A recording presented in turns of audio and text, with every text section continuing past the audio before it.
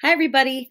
It is April 1st. It's not really, it's March 31st, but I'm doing my April 1st lessons so I can get them online for you.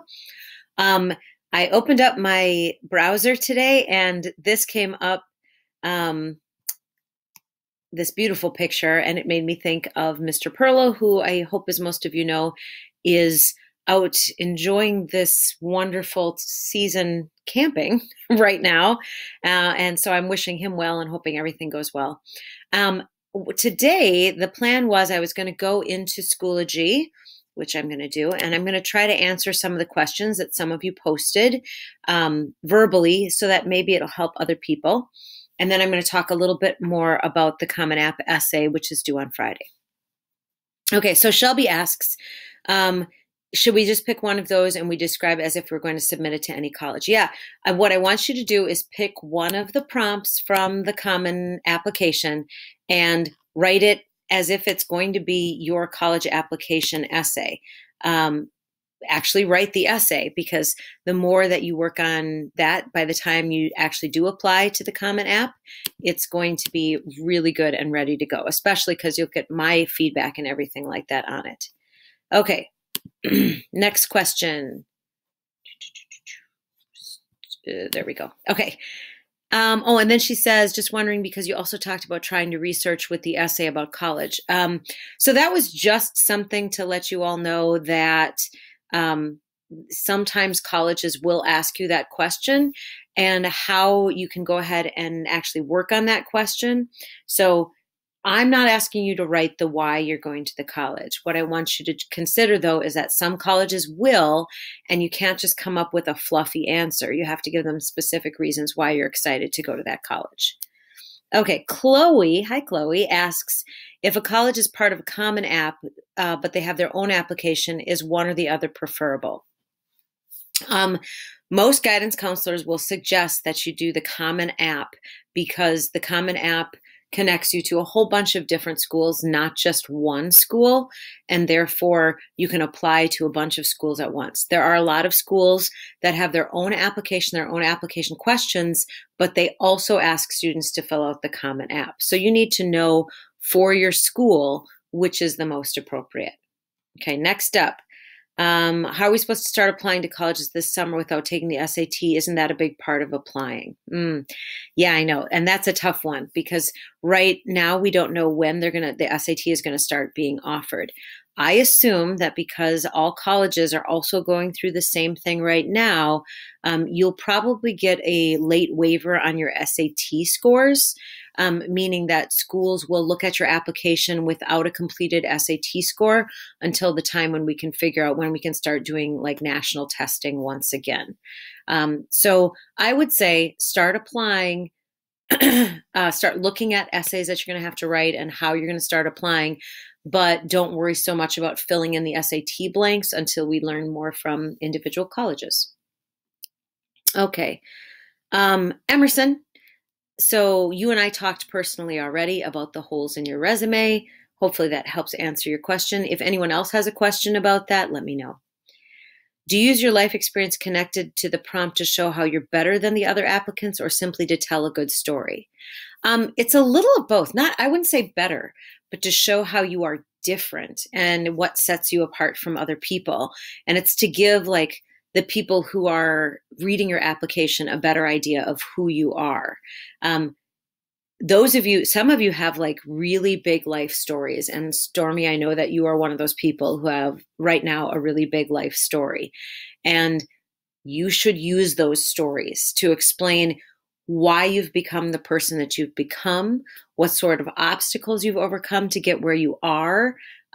Basically, what is it that made you who you were?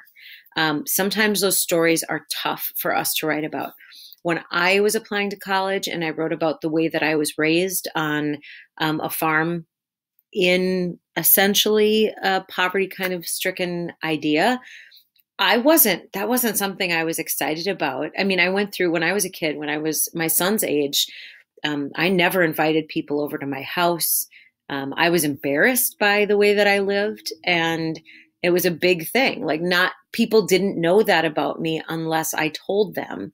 And the fact that I was telling some stranger about it about how I was raised and that sort of thing was complex, right? Today, I'm proud of it. Today, I can look at it and say, it really made me who I am. But you want to be able to reveal things about yourself to someone who you will never meet, what makes you who you are. Doesn't have to be a sad story either, okay? All right, next up. If we are picking a prompt, how are we supposed to fill in the holes that we left out of the resume? What if the prompt has nothing to do with what we left out?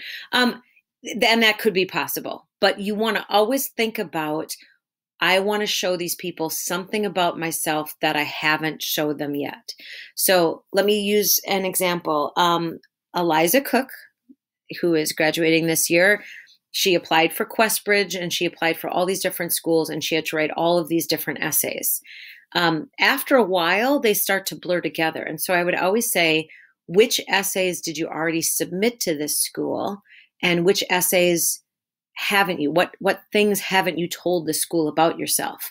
Because you want to make sure that you let them know how amazing you are in all the ways that you are amazing, because all of you are amazing. All of you do amazing things on a daily basis. And you just need to figure out how to show all those different sides of yourself.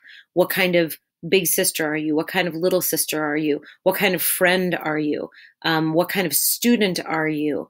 What keeps you going when you get in tough spots? They want to be able to invite you to come to their college and be confident that you are going to be a good student for them. So it's kind of like selling yourself. I'm confused on how we tie in the people you looked up into the paper. Where do we mention them? Okay, so once again, that was just an example that I want you to be prepared that some colleges will ask you about, like, why do you want to come study here? And so you want to make sure that you give them a good reason as to why you want to study there. It has nothing to do with the Common App prompt. It's just that some colleges will ask that of you, and I want you to be prepared and understand how to answer that. So you are to answer these common application questions. One of them, pick one of them, 650 words. I'm going to post another screencast that's going to come after this one that is not required for you to watch, but I'm going to choose one of these and I'm going to kind of walk you through how I would brainstorm an answer for it. And like I said, you don't have to watch that one if you feel like you're pretty confident on what to do. All right. I hope you all have had a good day. I want you to keep working on your common application essay. I will be asking you to submit it Friday by midnight. You can submit it before then if you want to. And remember, the way that you submit on Schoology is, I gotta move my face again. When you look at the Schoology homepage and you see that we've got the Common App Prompt Rough Draft, you click on that over there. Over here on your screen, it'll say Submit. Remember that you are going to go to your document. You're going to click Share. You're going to change this, and this is a very important step, from anyone can view to anyone can edit. And then you're going to copy the link. You're going to go back to here and you're going to press the submit button. You're going to go to that center tab, the create tab, and you're going to paste in the link to something that you have said that I can edit. So just like you submitted the other ones, a few of you had problems with that and I had to send you special requests. So make sure you change in that share box from can view to can edit before you copy that link. Okay, again, I'm about to do another screencast. You don't have to watch it. I am also adding it to this folder and I will make note of it that it's an additional available screencast.